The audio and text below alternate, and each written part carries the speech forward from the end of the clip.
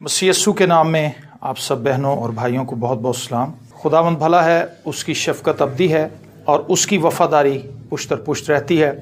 मेरे साथ निकालिए पतरस का पहला आम ख़त और उसका 5वां बाब और उसकी 6 और 7वीं आयत खुदावंद के कलाम में से तिलावत करेंगे। बहुत ही एक मशहूर वर्स है जो हमें ज़ुबानी भी याद है और खुदा के कलाम में लिखा है, बस खुदा के कवी हाथ के नीचे फरोतनी से रहो ताकि वो तुम्हें वक्त पर सर बुलंद करे और अपनी सारी फिक्र उसी पर डाल दो क्योंकि उसको तुम्हारी फिक्र है। बस खुदा के कवी हाथ के नीचे पतरस हमें ये सिखाना चाहता है, वो हमें ये बताना चाहता है कि खुदा का जो हाथ है वो कवी हाथ है, बड़ा हाथ है, मददगार हाथ है। खुदा का हाथ जिस शख्स पर हो उसको सरफराजी मिलती है और बाइबल मुकद्दस भरी पड़ी है ऐसी गवाहियों से जब खुदा ने अपना हाथ बढ़ाया और खुदा ने अपने लोगों को सरफराजी बख्शी। Praise the Lord. तो सबसे पहले तो मैं समझता हूं कि हमें इस बात के लिए दुआ करनी चाहिए कि खुदावंद मुझे ये बता कि तू कौन है। जब हम दुआ करते हैं कई बार हमें ऐसे लगता है कि जैसे हम बहुत कोई छोटे से बंदे के सामने आए हैं दुआ करने के लिए या कुछ से कुछ मांगने के लिए, क्योंकि हम अपने हिसाब से देख रहे होते हैं कि मेरी 12,000 तनख्वाह है ते हाथ टाइट ही है। हम खुदा से भी बस 2-3 हज़ार ही एक्स्ट्रा मांगते हैं। खुदा के कवी हाथ के नीचे ये बहुत ज़रूरी है कि बतौर मसीही हम हर रोज़ इस बात की खोज करें कि हमारा खुदा कितना वसी है, हमारा खुदा कितना बड़ा है। पाकिस्तान एक बड़ा मुल्क है और वो लोग जो पाकिस्तान के शुमाली इलाका जात में गए हैं, पहाड़ों में गए हैं, रेगिस्तानों में गए हैं, मुझे भी काफ़ी जगह पर जाने का इत्तेफाक हुआ है और मुझे ये लगता है कि बेशुमार ऐसी जगह हैं पाकिस्तान में जो डिस्कवर ही नहीं हुई अभी तक। शुमाली इलाकों में कई ऐसी जगह हैं जिनको अब टूरिज्म के लिए खोला जा रहा है, वहां पर सड़कें बनाई जा रही, क्योंकि वहां पर सड़कें ही नहीं थी तो लोगों ने जाना कैसे था। सिर्फ जो वहां के मुकामी लोग थे, चूंकि वो आदी होते हैं, वो सख्त जान होते हैं, वो पहाड़ों से उतर कर आ जाते थे अपनी ज़रूरियात ज़िंदगी की चीज़ें लेकर शहर से और एक दिन का सफ़र करके अपने जानवर के साथ वापस अपने गाँव चले जाते थे। लेकिन जब वहां पर सड़कों का जाल बिछ जाएगा तो ये एक्सेस होगी कि वो उन इलाकों को देख सके और दुनिया के दूसरे ममालिक से भी लोग वहां पर आएंगे। बताने का मकसद ये है, जिन चीज़ों को हमने देखा ही नहीं हम उनके बारे में किस तरह से अपनी राय कायम कर सकते हैं। खुदा को अगर हमने जाना ही नहीं, अगर हमें सिर्फ 2 मछलियों का ही किस्सा पता है, 5,000 को खुदावंद ने रोटी खिलाई थी और खुदावंद ने कोड़ी को पाक साफ किया था, ये चीज़ें हमें पता हैं, हम इन्हीं तक महदूद हैं। खुदा ये चाहता है कि हम उसके कभी हाथ का तजर्बा करें अपनी जिंदगी में। खुदावंद का बाजू किस पर जाहिर हुआ, यशाया नबी के सीफे में ये लिखा है। हमें ये दुआ करने की जरूरत है कि खुदावंद मेरी ख्वाहिशें तो बेशुमार हैं लेकिन मेरी ख्वाहिशें बहुत छोटी हैं। मैं आपको बताऊं, मेरी और आपकी ख्वाहिशें बहुत छोटी छोटी सी हैं कि बहुत वड्डियां ने खुदा ले, कुछ भी नहीं है, पीनट्स हैं। लेकिन हमें लगता है कि ये इतने बड़े बड़े मसाइल हैं कि ये हल ही नहीं हो सकते, ये इतने बड़े बड़े मसाइल हैं कि ये हल हो ही नहीं सकते। लेकिन जब हम खुदावंद के हजूर झुकना शुरू करेंगे, खुदावंद की कैपेसिटी को जानना शुरू करेंगे, इससे पहले कि हम अपनी दरखास्तें खुदा के सामने रखें, जरूरत इस बात की है कि हम ये जान लें कि हम किसके सामने हाजिर हो रहे हैं। अपने कॉन्सेप्ट को क्लियर करें। आज लोगों का खुदा के लिए कॉन्सेप्ट क्लियर नहीं है। तो पतरस ये कहता है, बस खुदा के कभी हाथ के नीचे, उस खुदा के हाथ के नीचे जो सब कुछ करने की कुदरत रखता है। समंदर पे कभी आप जाएं, वहां पर हैबत तारी हो जाती बंदे पे जब वो समंदर को देखता है, और खास तौर पे उस वक्त जब शाम हो रही हो। सुबह के वक्त में तो वो पानी बहुत पीछे होता है और सूखी जगह आपको काफी मिल जाती है, आप चल फिर लेते हैं। लेकिन जैसे जैसे शाम होती है पानी चढ़ना शुरू कर देता है और वो किनारों तक आ जाता है और फिर उस वक्त आपको जो उसका शोर सुनाई देता है उससे हैबत तारी होती है बंदे। इस कदर ज्यादा पानी, इस कदर ज्यादा पानी। लेकिन उस पानी को खुदा ने मूसा के जरिए से अपने कलाम के वसीला से 2 टुकड़ों में तकसीम कर दिया। खुदा के कभी हाथ के नीचे 300 बंदों से इतनी बड़ी फौज मरवा देता है। एक नौजवान लड़के से, जाती जूलियत को एक ही पत्थर से मरवा देता है। ये वो खुदा है जिसकी बाबत हमें जानने की जरूरत है। इस चीज को हमें अपनी दुआओं का मरकज बनाना चाहिए कि खुदावंद मुझ पर अपना आप जाहिर कर। साधु सुंदर सिंह जब जंगलों में जाता था, तन्हाई में होता था, तो वो नेचर को वॉच करता था। कभी आप नेचर को देखें तो आपको खुदा की वुसअत का एहसास होगा। समंदर की हम बात कर रहे हैं, समंदर वसी है, बहुत वसी है, हमारी सोच से भी बढ़कर वसी है। आप सितारों की बाबत जानने के आप सोचें तो आपको हैरानगी होगी कि एक एक कहकशां के अंदर, एक एक कहकशां के अंदर किस कदर ज्यादा सितारे हैं और वो सितारे इतने इतने बड़े हैं कि हमारी जमीन से भी उनका हुजम बड़ा है। इनको कौन कंट्रोल कर रहा है? खुदा कंट्रोल कर रहा है। और ये फिजा में ऐसे लटके हुए हैं बगैर किसी पिलर के। सूरज एक बहुत बड़ा माखज है, कई जमीनें उसके अंदर समा जाएंगी। खुदा ने एक सिस्टम बना दिया, हुक्म दे दिया, सारी चीजें अपनी अपनी जगह पे। उसने कलाम से इनको तख्लीक किया और कलाम ही से इनको वो संभाल रहा है। खुदा बहुत बड़ा है। लेकिन जब हमारी छोटी छोटी दुआएं नहीं सुनी जाती फिर हमें लगता है कि खुदा बहुत ही छोटा है। हमें जिस चीज को अपनी लाइफ में अंडरस्टैंड करने की जरूरत है वो खुदा की जात की समझ और उसका इदराक है कि खुदा किस कदर वसी है। एलिया ने जब बाल के नबियों के सामने या सीरत के नबियों के सामने चैलेंज किया था तो आम बंदा तो चैलेंज नहीं कर सकता। क्या कर सकता है बताएं मुझे? आम बंदा ये चैलेंज नहीं कर सकता जिसका खुदा आग से जवाब दे। ये बड़ी हैरानकुन बात है। वो जानता था कि खुदा किस कदर बड़ा है। जिसका खुदा आग से जवाब देगा वही सच्चा खुदा होगा। और फिर खुदा ने आग से जवाब दिया। बाल देवता आग से जवाब नहीं दे सका। दूसरे देवता खामोश रहे। उसने कहा बुलाओ अपने देवताओं को, कहीं वो सैर पे ना गया हो, कहीं वो सो ना रहा हो, हिलाओ जलाओ उन्हें। लेकिन वो देवता खामोश थे, वो आग से जवाब नहीं दे सके। लेकिन इस्राएल के खुदा ने आग से जवाब दिया। और इस चीज की समझ एलिया को थी कि खुदा किस कदर बड़ा है। जिस कदर ज्यादा हमने वक्त खुदावंद को जानने में लगाया होगा उस कदर ज्यादा हमारा ईमान मजबूत होगा, उस कदर ज्यादा हमारी जिंदगी उसके साथ मुस्तहकम और इस्तेहकाम के अंदर रहेगी। आज हम खुदा को जानने के ख्वाहिशमंद नहीं है। हम तो सिर्फ खुदा को अपनी जरूरतें बताने के तलबगार हैं। खुदा यही है मेरी जरूरतें हैं और बस इनको तो पूरा कर। खुदा के कभी हाथ के नीचे, खुदा के कभी हाथ के नीचे रहेगा कौन? जो खुदा के हाथ को जानता होगा, खुदा को समझता होगा। वरना तो लोग चर्च ही नहीं आते। उन्हें लगता है चर्च जाने से क्या है, बाबे को जाना बहुत सौखा है। क्यों जी? बाबे नूं जाओ, बाबे नूं सारियां गल्लां दसो, ना उत्थे दुआ करनी पैंदी, ना उत्थे सब कुछ बाबा ही करदा। ਇੱਥੇ ਕਹਿੰਦੇ ਨੇ गीत गाओ, ਇੱਥੇ ਕਹਿੰਦੇ दुआ करो, फलानी बहन दुआ करे, फलाना भाई दुआ करे। ਉੱਥੇ कुछ भी नहीं करना, बाबा आपे ही बोकर मारदा सिर 'ਚ, काम सीधा। कहता जा पुत्र तेरी खैर होए। और बड़े ईमान से वापस आते हैं। सोचें, मैं अक्सर ये बताता हूं, एक बाबा जो कमरे के अंदर बैठा हुआ है, अगरबत्तियां उसने जलाई हुई हैं, खुद उसके बुरे हाल है, खंग खंग के ओदा बुरा हाल होया पे, ओदे कोल असीं भी जाके बह जाने। कहता बाबा बहुत पहुंचा है। हमारी सोच इतनी महदूद है कि हम उन लोगों के पास जाकर बैठ के ये तसव्वुर करते हैं कि हमारे मामला हल हो जाएंगे। मेरी और आपकी जिंदगी का हर एक मामला खुदा से जुड़ा हुआ है और खुदा ही उन्हें हल कर सकता। यही कुछ हमें पतरस सिखाने की कोशिश कर रहा है। पतरस हमें यह सिखाने की कोशिश कर रहा है कि खुदा के कभी हाथ के नीचे फरोतनी से रहो। फरोतनी से रहने का अब क्या मतलब है? फरोतन का मतलब होता है एक ऐसी हालत जिसमें हम अपने जिस्म को खम कर दें, झुका दें। आजी के साथ, इनकसारी के साथ जब हम किसी के सामने झुकते हैं, कहते हैं यार बड़ा फरोतन हो गया सी होते। कई बार हम खुदा को जानते हैं, खुदा को पहचानते भी हैं, लेकिन हम खुदा के जरूर फरोतन नहीं होते। हमारे अंदर ये बात नहीं होती कि हम खुदा की बात सुन लें। हमारे अंदर ये चीज होती है कि भी खुदा तो बहुत बड़ा है, मैं जो भी कहूंगा खुदा कर देगा। ये गलत सोच है। समझ आ रही है आपको मेरी बात? कुछ लोगों ने खुदा को जानना पसंद ही नहीं किया, वो इधर उधर भागे फिर रहे हैं, कभी उसके पास कभी उसके पास। कुछ लोगों ने खुदा को जान लिया, उन्हें पता चल गया खुदा बहुत बड़ा है, और वो ये जानने के बाद गलतफहमी का शिकार हो गए कि भी खुदा तो बहुत बड़ा है और मैं जो भी कहूंगा खुदा मेरी मानेगा, मैं ओदा बेटा हूं, मैं ओदी बेटी हूं। ऐसा नहीं होगा। खुदा ये चाहता है कि हम फरोतन हो। पहले तो उसको जाने कि वो कौन है, उसके बाद फरोतन होने का मतलब एक ये भी है कि हम अपने आसमानी बाप की मर्जी के आगे अपने आप को झुका दें। ये बहुत मुश्किल काम है, इसमें जिंदगियां गुजर जाती, साल हर साल लग जाते हैं। मैं ये बात कहता हूं, एक खादिम को बनने में, एक ईमानदार को मसीह में मजबूत होने के लिए उम्र दरकार है। ये कोई छोटा काम नहीं। आज यहाँ पे कोई बंदा कोर्स करके आता है 1 साल का 1.5 साल का, वो लिख देता, अपने कार्ड छपवा लेता है पास्टर के, और बड़ा फख्र महसूस करता है जी मैंने कोर्स कर लेना काफी नहीं है। प्रैक्टिकल लाइफ कहाँ है? इसमें बड़े बड़े तजर्बात हैं जो खुदा हमें करवाता है। किस तरह से हमने अपने हसद के ऊपर गालिब आना है, किस तरह से हमने अपनी अना को मारना है, किस तरह हमने दूसरों को रिस्पेक्ट देनी है। ये सब खिदमत के लवाजमात है। जब हम एक टीम में चल रहे होते हैं, हम दूसरों को रिस्पेक्ट नहीं दे रहे होते, हम काम खराब कर रहे होते।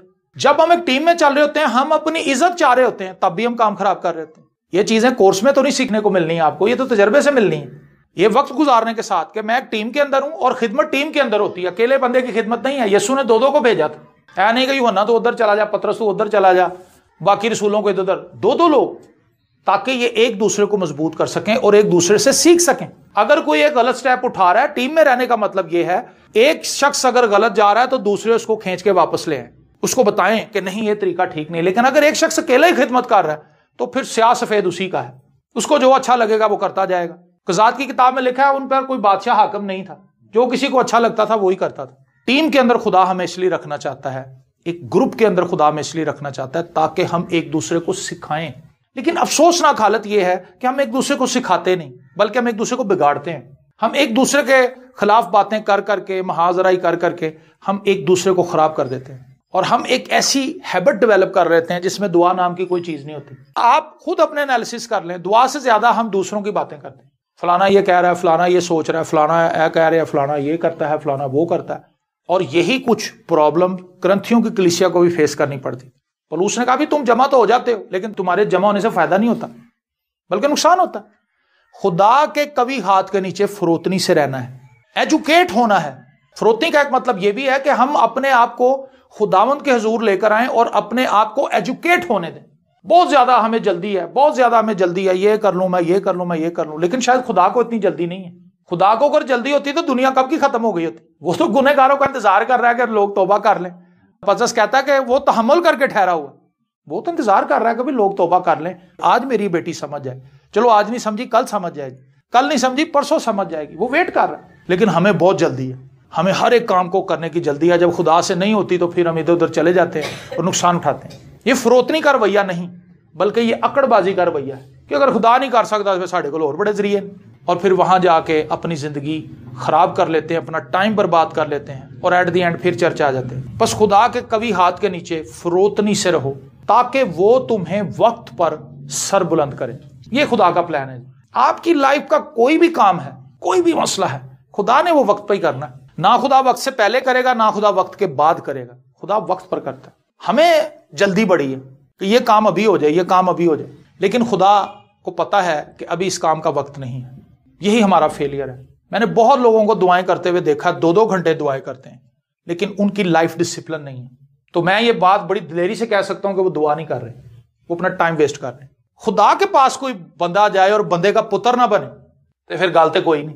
कहती बड़ी अच्छी टीचर लभी है मेरे बेटे नूं, बिल्कुल नकम्मा सी, पढ़दा भी नहीं सी, टीचर ने ऐसा जादू किया, ABC भी याद कर ली सू, अलिफ बे भी याद कर ली। एक टीचर अच्छा मिल जाए तो बंदा सुधर जाता है। खुदा को असीं 2-2 घंटे बैठे हैं, साडू मत ही नहीं आंडी, कोई साड़ियां अकलां बंद ही नहीं। इसका मतलब है कि हम किसी फ्रेब का शिकार हैं। जिसको हम दुआ समझ रहे हैं वो दुआ नहीं, क्योंकि वो हमारे रवैये पे तो असरअंदाज नहीं हो रही। शोर ही शोर अंज पायजन रोला पाया है, लेकिन वहीं के वहीं खड़े। ये बड़ी संजीदा बात है कि हम खुदावंद के हुजूर अपने आप को फरोतन करें, खुदा को जानने की कोशिश करें, अपनी पर्सनैलिटी को खुदा के सामने रखें कि खुदावंद मुझे मेरी जांच पड़ताल कर, मुझे देख मैं कहां पे खड़ा हूं। तो इसके लिए तो हमारे पास टाइम नहीं है, हमारे पास इस बात के लिए टाइम ही नहीं है। ना खुदा को जानने के लिए टाइम है, ना अपनी हालत को समझने का टाइम है। हमारे पास अगर टाइम थोड़ा सा बच जाता है तो वो ये है कि खुदावंद मैनू है बिपतावां पईयां होईयां ने, इन्हां नूं दूर कर, मेरी जान तो ला पीछे कर और मेरी जान आजाद हो, चलो जी दुआ हो गई। ये दुआ नहीं है। हमें बड़ी सच्चाई से, बड़ी संजीदगी के साथ अपने आप को खुदावंद के हुजूर रखने की जरूरत है। और यही कुछ पतरस हमें सिखा रहा है कि खुदा के कभी हाथ के नीचे फरोतनी से रहो, वो तुम्हें वक्त पर सरबुलंद करेगा। आमीन। और अपनी सारी फिक्र उसी पर डाल दो, क्योंकि उसको तुम्हारी फिक्र है। यह भी एक मुश्किल काम है, अपनी फिक्र खुदा को देकर बेफिक्र हो जाना। हम खुदा को भी फिक्र दे देते हैं, लेकिन हम फिक्र असल में रखते अपने पास ही।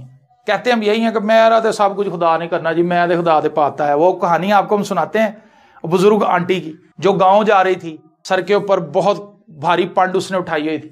तो गांव में जा रही थी तो एक लड़का जा रहा था बैलगाड़ी लेके, तो उसने देखा कि अम्मा का तो बड़ा बुरा हाल है। उन्होंने कहा अम्मा जी बह जाओ तुसी, मैं भी पिंड ही चला। वो अम्मा बैठ गई पीछे, वो लड़का गीत गा रहा है, अपनी मस्ती में चला जा रहा है। थोड़ी देर बाद उन्होंने देखा कि जिन्ना माँ जी नूं साह चढ़िया से वो तो दूना चढ़ गया। उन्हें कहा मैं तो माँ जी नूं सौखा किया कि आके गड्ड से बह जाओ बैलगाड़ी, तो माँ जी नूं पहले तो ही बहुता साह चढ़ गया। माँ जी ने गंढ सिर ते चुकी हुई। उन्हें कहा अम्मा जी गंढ दे थले धार दो। कहती मैं क्या पुत्र तेरे ढगे ते बहुता भार ना पै जाए। उन्हें कहा अम्मा जी तुसी अंदर बैठे हुए हो, भार ढगे ते ही, वजन मेरे बैल के ऊपर ही पड़ा हुआ है, आप ये समझ रही कि आपने उठाया हुआ। बैलगाड़ी के अंदर बैठ के सर के ऊपर रखने की क्या जरूरत है, उसको नीचे रख, वजन तो बैल पे ही है, अपने आप को तो आजाद करें। हम खुदावंद में आकर भी मुश्किलें सारी अपने सर पे उठाए रहते हैं और दावा सारी उम्र यही करते रहते हैं कि मैं सारियां फिक्र दे बैठे आया जी, मैं खुदा नहीं सब कुछ देता। हम किस तरफ जा रहे हैं? हम अपने आप को धोखा देने। ना तो हम खुदा को जानते हैं सही तौर से, ना ही हम खुदा के जरूर फरोतन होते हैं, और ना ही हम खुदा के वक्त का इंतजार करते हैं। इन सब चीजों में ही हम ब्लंडर मार रहे हैं। हमसे वक्त का भी नहीं इंतजार होता, फिर क्यों लोग पादरियों को भजन रहे?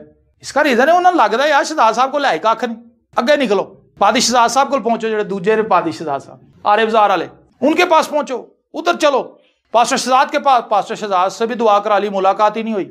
अच्छा जी हुण की करिए? बरकत टीवी चलो जी, उथों रक्षा कराया, वो किराया भी अपना नहीं है, कर्जा चुक चुक के जा रहे। फड़ाई यार 1000 रुपया पादरियों को दुआ कराने जाना। भाई पादरी को छोड़ो, खुदा के पास ही डायरेक्ट आ जाना, तेरे कर्जा चढ़े ना तेन मुश्किल हो। मुझे ये बातें सोचते हुए कहते हुए बड़ी शर्म महसूस होती है। हम क्यों ऐसा करते हैं? क्योंकि हम खुदा के वक्त का इंतजार करने के लिए तैयार नहीं। हमें यह लगता है कि हमें अब ये चीज चाहिए तो बस ये अभी होनी चाहिए, किसी दी भी दुआ ना हो जाए। फिर जो पादरी सारे टो लेंदे ने फिर बाबे को पहुंच जाते हैं, कहता नहीं भाई वो सही मेरा अब्बा कहता सी शैतान नूं शैतान ही मारदा, पहुंचो शैतान को। और फिर शैतान के चेले के पास चले जाते हैं, वो फिर रैप रूप करके परेशानियां पा के मजीद कर्जा ही कर देना, फलानी चीज लेके आओ, फलानी चीज लेके आओ, फलानी चीज लेके आओ, तेरे तो बड़ा हैवी काम होया है, ए अमल तेरे ते होना है, मैं 3 दिन जागना है तेरे लिए, ले आ इन्ने पैसे। वो पकड़ा के दे देते हैं उसको और फिर सेटिस्फाई हो जाते हैं कि 3 दिन के बाद उन काम हो जाना। 3 दिन के बाद फिर काम नहीं होता। बाबा कहता भी मैं तो बथेरी कोशिश की थी। वो कहते हैं जी हमने तो पैसे भी लिए, हमने तो सारी रात अमल भी किया। वो फिर वो मजीद पैसों की डिमांड करते हैं और जो ज्यादा बेवकूफ होते हैं वो फिर मजीद दे देते हैं। लेकिन कईयों को अकल आ जाती है कि नहीं। फिर वो आगे कहते हैं जी हम एक दुआ वाले के पास गए थे, फिर आगे झूठ बोलते हैं, फिर दिलेरी से नहीं ये बात मानते कि जी असी कल एक जादूगर को फस गए सा जाके। फिर आगे कहते हैं जी दुआ लई सी, मेरा कजन मैनू लै गया सी, वो दुआ ही कर रहा सी, नाल उन्हें तवीज भी देता सी। दुआ वाला भी कई तवीज देता। खुदावंद के कभी हाथ के नीचे फरोतनी से रहो, वो तुम्हें वक्त पर सरबुलंद करेगा। ये स्टेप्स हैं, खुदा को जानना, अपनी हालत को जानना और फिर उस वक्त का इंतजार करना जिसमें खुदा आपके लिए काम करना चाहता है। इन तीनों स्टेप्स में हम फेल हैं क्योंकि हम बाइबल मुकद्दस नहीं पढ़ते, इसीलिए हम खुदा के कलाम से, खुदा की सोचों से वाकिफ नहीं। मतलब एक बच्चा किसी मुस्लिम बच्ची के साथ शादी करना चाहता है और उधर ही रोजे रख रहे हैं, रोजे रखी जा रहे हैं, रोजे रखे। अब क्या है? वो खुदा को जानता ही नहीं, खुदा के कलाम को। खुदा दे मुखालिफ है तो खुदा के में तेरा रोजा कबूल कर ले? बताएं मुझे। खुदा तो कह रहा है तू करनी ही नहीं उथे शादी, और रोजे रख के खुदा ने जिदा ला रहा, इत्थे ही होनी चाहिए, इत्थे ही होनी चाहिए। हमें पता ही कुछ नहीं कि हम किधर जा रहे हैं। और दुआ को हमने ये समझ लिया कि हमारी हर एक जिद को हमने दुआ का नाम दे दिया। जिहड़ियां साडियां जिदा ने ना अंदर दियां, उन्होंने उसी दुआ का लुबादा उड़ा देता। दुआ जो है वो जिदबाजी नहीं है। दुआ तो अपने आप को खुदा के हजूर हकीर और हलीम करना है। हमें अपने आप को खुदा के हजूर आजिज और हलीम करना है ताकि हम खुदा से बरकत पा सकें। और इन स्टेप्स को फॉलो करना हमारे लिए बहुत जरूरी है। अगर आप इसको समझ जाएंगे आप जल्दी ओवरकम कर जाएंगे। और कई ऐसे हैं जिन्होंने 20-20, 25-25 साल लगा दिए ना वो खुदा को जान सके, क्योंकि वो 6 महीने चर्च आते हैं, फिर 3 महीने की छुट्टी लैके चले जाते हैं, फिर कई बार 3-3 साल गायब हो जाते हैं, पता ही नहीं उनका होता वो कहाँ गए हैं। चंद एक लोग पिछले दिनों में बड़े रेगुलर हुए, वो फिर गायब हो गए और पता चलिया जी फिर वही काम कर रहे हैं जिन्होंने छड़ के बपतिस्मा लैके तौबा की थी, वो फिर वही काम कर रहे हैं। फिर वही सोसाइटी, फिर वही कड़वा पानी, फिर वही गालियां, फिर वही सिगरेटें, फिर वही संगत। फिर कुछ 6-7 महीने के बाद कोई बिपता पएगी, फिर वो आ जाएंगे, सर जी बस मैं खुदा तो दूर हो गया सा, बस मेरी मत मारी गई सी। अच्छा जी, फिर पादरी ने दुआ की, फिर कुछ सीधा पदरा किया, फिर जो थोड़ा जहा सैट हो गया फिर वो निकल गया। सारी जिंदगी इसी तरह से हमने गुजार देनी। ये कोई तरीका नहीं। कुछ लोगों को नशे की आदत पड़ जाती है, उनके वालिदैन उनको दाखिल कराते हैं सेंटरों के अंदर, वो 3-4 महीने के बाद सेहत ठीक हो जाती। बड़ा रंग रूप चाढ़ता, कहता वाह तू तो कितना सोहना हो गया, कहता बस बाजी मैं तो छड्ड दिता। फिर जो जाता उन्होंने दोस्तों जो कहता अल्लाह फड़ यार एक नाल की होना, चलो जी फिर काम स्टार्ट, फिर उस ही सेंटर च और बिलाखिर मर जाते। मेरा एक दोस्त अपना दोस्त मर गया था ऐसे, 5-6 दफा उसके बाप ने उसका इलाज कराया था सेंटर में, लेकिन वो फिर उन्हीं दोस्तों में जाकर बैठता था। उसका माइंड उनसे नहीं हटा था, उसके पास तालीम नहीं थी खुदा के कलाम की, और बिलाखिर वो मर गया। आज उसकी हड्डियां भी गल गई होंगी, उसे मरे हुए 15 साल से ज्यादा अरसा हो गया। वजह यह है कि हम तरबियत पजीर नहीं होते। खुदा के कभी हाथ के नीचे फरोतनी से रहो ताकि वो तुम्हें वक्त पर सरबुलंद करे। तो मेरी आपके लिए दुआ है, अपने लिए दुआ है, उन सब बहन भाइयों के लिए दुआ है जो इस पैगाम को सुन रहे हैं, कि हम ना सिर्फ खुदा को जाने बल्कि हम खुदा के कलाम में अपने आप को रखें और उसके मुताबिक दुआ करें। यह बहुत जरूरी है कि हम खुदा से कहें कि खुदा मैं दुआ की करा। कभी हमने ये दुआ की कि खुदा मैंने इन्नी हिकमत दे कि मैं दुआ की करनी। फौज का जब कोई भी नुमाइंदा आके बात करता ना मीडिया पे, उसके पीछे कितनी मीटिंग्स होती हैं, क्योंकि फौज एक सबसे बड़ा इदारा इस वक्त पाकिस्तान का है और दुनिया की तमाम जो ममालिक हैं उसमें फौज की बड़ी एक सुपीरियर पावर है फौज। तो फौज का जब कोई नुमाइंदा आके बात करता है तो फजूल बात नहीं करता, नपी तुली बात होती है उसकी, और जो भी वो बात करता बड़े वसूख के साथ करता और सबूत के साथ करता। वो ऐसे नहीं कि आके उठ के बैठ जाता, उसको पता ही नहीं होता, बाद में फौज को ये ना कहना पड़ेगा जी ऐसी नहीं कह रहे शायद अपना जाती ख्याल से। फौज का जब वो स्पोक्स पर्सन आके मीडिया पे बात करता है, इसका मतलब है कि पूरी फौज इसकी बात से मुत्तफिक है, फौज ने इसको खड़ा किया है कि ये बातें कर जाके मीडिया में। जब हम दुआ करने के लिए आते हैं हमें तैयार होकर खुदा की ज़ूरी में आना चाहिए, खुदा के कलाम से अपने आप को पूरी तरह से प्रिपेयर करके खुदा की ज़ूरी में आना चाहिए। और आपको फिर पता होगा जो कुछ यूहन्ना अपने खत में कहता है, जो कुछ हम खुदा की मर्जी के मुताबिक मांगते हैं वो हमें देता है, क्योंकि हमने खुदा की मर्जी को जाना ही नहीं, हमने खुदा की ऊपर अपनी मर्जी को इम्पोज किया, और इसीलिए आज तक हम नाकामी का शिकार हैं। ना हमारे अंदर कोई रूहानी खुशी है, ना हमारे अंदर कोई बरकत है, बस वैसे ढीले ढाले चले जा रहे हैं, नींदरें आ रही हैं, सुस्ती और काहली हम पर छाई हुई। रीजन ये है कि हम पूरे तौर से खुदावंद के साथ कनेक्टेड नहीं। तो मैं आपको इस बात की आज सुबह तालीम देना चाहूंगा और आपके साथ मिलकर इस बात पर दुआ भी करना चाहूंगा कि खुदावंद हम पर अपना आप जाहिर करें और खुदावंद हमें इतनी तौफीक दे कि हम अपने आप को खुदा के सामने झुका सकें। एक दूसरे के सामने तो नहीं हम झुकते, चलो खुदा देगा ही झुक जाइए, और जब खुदा के आगे हम झुक जाएंगे तो डेफिनेटली फिर खुदा हमें एक दूसरे के आगे भी हम्बल बना देगा और फिर खुदा हमें वक्त पर सर बुलंद करेगा। और मेरे लिए और आपके लिए भी इस बात को सीखना जरूरी है। आप जल्दबाज ना हो, आप अपनी जरूरत खुदा को बता दें और खुदा वक्त पर जब वो काम करेगा आप कहेंगे ये सही टाइम था। पहले अगर हो जाता ना तो फिर काम खराब हो जाना सी। मैंने अपनी जिंदगी में लातादाद ऐसे तजर्बात किए हैं कि जिन चीज़ों को मैं सोचता था कि अभी होनी चाहिए, जब वो उस वक्त पर हुई जिस पर खुदा ने उसको करना था, फिर मैंने सोचा कि नहीं, अगर वो पहले हो गई होती तो नुकसान हो जाना था, लेकिन खुदा ने वक्त पर उसको होने दिया। तो आइए अपने सरों को झुकाएं और इन बातों पर कुछ देर के लिए गौर करें। ऐ खुदावंद तेरे हुजूर आते हैं और इस बात के लिए दुआ करते हैं कि तू जो बुलंद वाला है, लामहदूद खुदा है। हमारे पास तो वो अल्फाज नहीं कि हम तेरी शख्सियत को किसी भी लफ्ज़ में बयान कर सकें। हमारे पास तो वो अल्फाजों का ज़ख़ीरा इतना है ही नहीं। हमारी वोकैबुलरी का बड़े से बड़ा लफ्ज़ भी इस काबिल नहीं, इतनी कुदरत नहीं रखता कि वो तेरी ज़ात का एक हिस्सा भी बयान कर सके। तू बहुत वसी है, हम पर अपना आप जाहिर कर, हम पर अपना आप जाहिर कर। और खुदावंद हम जानते हैं कि तू अपना आप अपने कलाम के ज़रिए से जाहिर करता है, वरना तुझे लिखवाता ही ना।